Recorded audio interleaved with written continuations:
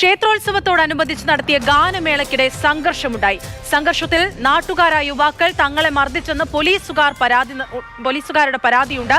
എന്നാൽ യുവാക്കളെ പോലീസ് സംഘർഷത്തിന്റെ പേരിൽ കസ്റ്റഡിയിലെടുത്ത് അതിക്രൂര മർദ്ദനത്തിനിരയാക്കിയെന്ന് നാട്ടുകാരും പറയുന്നുണ്ട്. ഈ സംഭവത്തിൽ പോലീസ് ഉദ്യോഗസ്ഥർക്കെതിരെ നിയമ നടപടിയുമായി മുന്നോട്ടു പോകുമെന്ന് കസ്റ്റഡിയിലുള്ളവരുടെ ബന്ധുക്കൾ പറയുന്നു.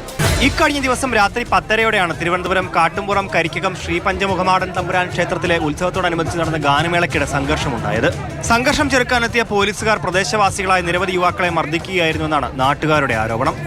സബ് ഇൻസ്പെക്ടർ ഉൾപ്പെടെ 3 പോലീസ് ഉദ്യോഗസ്ഥർക്ക് യുവാക്കളുടെ ആക്രമണത്തിൽ പരിക്കേറ്റെന്ന് പോലീസ്. വാഹനത്തിനും കേടുപാടുകളുണ്ടെന്നാണ് പരാതി. തങ്ങളെ ആക്രമിച്ചുവെന്നാരോപിച്ച് 4 യുവാക്കളെയാണ് കിളിമാനൂർ പോലീസ് അറസ്റ്റ് ചെയ്തത്. കാട്ടുംപുറം സ്വദേശി സുബീഷ്, സുബിൻ, ഗൗതം, അൽമുബീൻ എന്നിവരെയാണ് പോലീസ് അറസ്റ്റ് ചെയ്തത്. യുവാക്കൾ ചേരിതിരിഞ്ഞ് അക്രമം അഴിച്ചുവിടുകയായിരുന്നുവെന്നാണ് പോലീസിന്റെ വാദം.